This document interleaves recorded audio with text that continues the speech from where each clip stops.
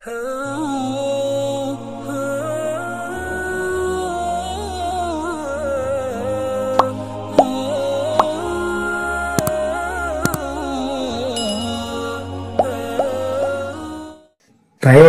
bulan ini kita ada di tema pemahaman pengenalan diri.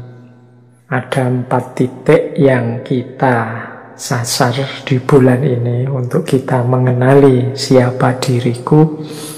Di minggu pertama kemarin kita membahas dari titik identitas. Bagaimana kita mendefinisikan diri. Kemudian minggu selanjutnya, minggu lalu kita membahasnya dari titik mimpi-mimpi, cita-cita, keinginan kita. Karena betapapun di antara yang membentuk diri kita, penciri kita itu ya dari mimpi-mimpi, keinginan kita.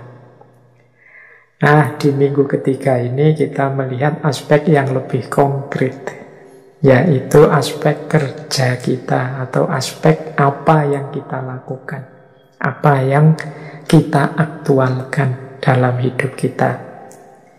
Jadi malam hari ini tema kita adalah tentang kerja, dan insya Allah minggu depan kita ambil di tema generasi. Kalau di tema generasi ini kita memahami diri kita sebagai bagian dari peradaban, sebagai anak-anak zaman kita masing-masing. Baik, ya semoga nanti keluar dari bulan Januari ini kita bisa mengenali diri, memahami diri kita secara lebih utuh. Ya betapapun kajian-kajian seperti ini ya hakikatnya mungkin membuka jalan, menunjukkan apa yang harus kita lakukan atau apa yang hendaknya kita hindari. Manfaat atau tidak, ya pada akhirnya tergantung kita semua mau jalan benar mengikuti pintu yang sudah terbuka, yang sudah kelihatan yang harus kita lakukan atau tidak, atau kita ya diam saja, atau kita biarkan jalan begitu saja. Jadi betapapun ajaran, tuntunan para guru, para mursyid, para ustadz, itu kan hakikatnya mereka yang menunjukkan jalan. Manfaat terbesar dari aktivitas-aktivitas seperti itu ya kita mau jalan benar apa enggak. Jadi meskipun sudah ditunjukkan jalan, rutenya jelas, mapnya, GPS-nya jelas, kalau kita enggak kunjung jalan ya map atau peta tadi jadinya kurang manfaat. Baik, ya tentu saja meskipun begitu kita menjalankannya sesuai kondisi dan situasi kita masing-masing.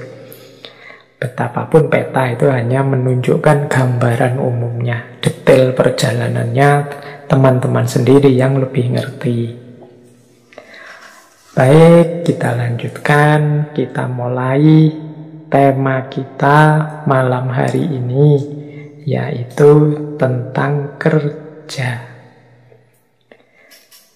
Jadi menarik kalau teman-teman mencermati berbagai konsep tentang manusia, fitrahnya atau kodratnya atau sunnatullahnya manusia. Di antara banyak konsep tentang manusia itu kalau di filsafat dikenal istilah homo faber. Homo faber itu artinya makhluk yang bekerja. Manusia itu adalah sosok yang bekerja. Ini saya tampilkan di slide itu beberapa identitas kodrati manusia yang banyak dibahas dalam kajian-kajian tentang manusia atau filsafat manusia. Dalam cermatan saya itu bisa dikategori dalam 4 klaster fitrahnya manusia itu. Yang pertama adalah manusia itu adalah makhluk yang rasional, animal rasional. Kadang-kadang disebut sebagai makhluk yang intelek, punya intelijensi. Tidak persis sama dengan makhluk-makhluk yang lain. Ini anugerah luar biasa dari Allah pada manusia. Itu identitas pertama ini, makhluk yang intelek. Di bagian makhluk intelek ini, manusia itu sering disebut yang pertama sebagai Homo sapiens. Istilah homo ini teman-teman semoga tidak salah arti ya. Homo ini dari bahasa Latin yang artinya sebenarnya manusia. Jadi dia merujuk pada satu genus dari kera besar kalau pakai bahasa biologi ya. Yang salah satu genusnya itu ya manusia. Nah ini kalau dalam bahasa Latin disebut homo. Maka homo sapiens itu ya kalau dimaknai letterlek ya genus manusia ini yang bisa berpikir. Atau kadang-kadang mudahnya ya diterjemahkan saja bahwa manusia itu makhluk yang berpikir. Berbeda dengan makhluk-makhluk yang lain. Nah ini salah satu fitrah atau kodratnya manusia, bahwa dia adalah makhluk yang berpikir. Kadang-kadang diterjemahkan pakai animal rasional. Jadi tidak hanya makhluk, tapi dia ini binatang yang berpikir. Baik, kalau ini buku-bukunya banyak yang menjelaskan betapa manusia itu dia punya penciri utama yaitu berpikir. Yang kedua, bagian dari manusia sebagai makhluk intelek adalah namanya Homo mensura. Homo mensura itu istilah ini sebenarnya satu konsep yang dikemukakan seorang filosof Yunani namanya Protagoras. Homo mensura itu makna letterleknya manusia adalah makhluk yang menilai. Makhluk penilai. Ya, maksudnya bukan kok seperti dosen-dosen atau guru-guru membeli nilai muridnya. Maksudnya manusia itu adalah yang menetapkan semua standar-standar nilai dalam hidup ini. Manusia itu dalam hidupnya selalu memberi nilai, apakah itu kebenaran, keadilan, hukum, dan lain sebagainya. Sumber nilai mungkin bisa dari mana-mana, tapi yang memutuskan dan menetapkan nilai itu ya manusia. Jadi kita ini kan selalu kalau melihat apa-apa itu tidak pernah berhenti menilai. Ini namanya homo mensura. Oh itu baik, kalau ini tidak masuk akal. Oh kalau yang itu ya masuk akal sih, tapi tidak pantas begitu itu. Itu namanya menilai. Kita tiap hari kan dalam hidup ini serba menilai. Tidak pernah atau jarang berhenti hanya pada data dari panca indera. Kita seringkali menilai. Makan pun ya kita nilai, ini enak, ini tidak enak. Ini terlalu jauh, wah kalau itu terlalu berkhayal, ngawur itu. Oh kalau kita selalu menilai. Itulah hakikat manusia sebagai makhluk intelek yang kedua. Yang ketiga ada istilah Homo racentis. Homo racentis ini manusia sebagai makhluk yang merasa, punya perasaan. Jadi di antara khasnya manusia itu dia punya kepekaan rasa.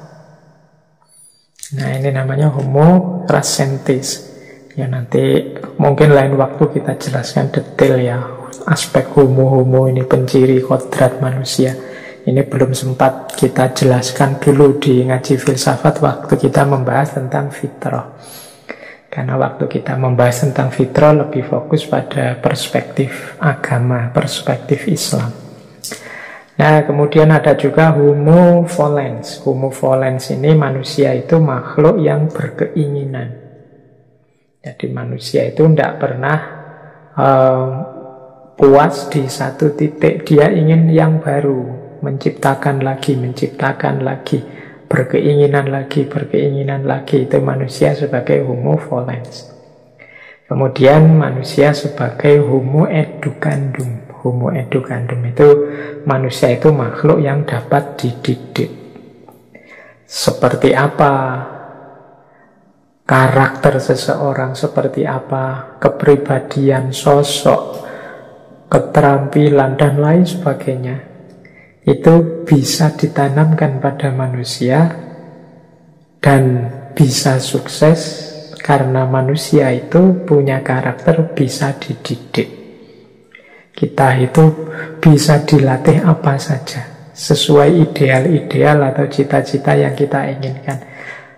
Kita ingin menjadi orang ini atau menjadi orang seperti itu, atau membentuk karakter kita begini atau begitu, itu pasti bisa, asal kita terbuka untuk dilatih, untuk melatih diri atau untuk dididik. Karena memang pencirinya manusia itu homo educandum.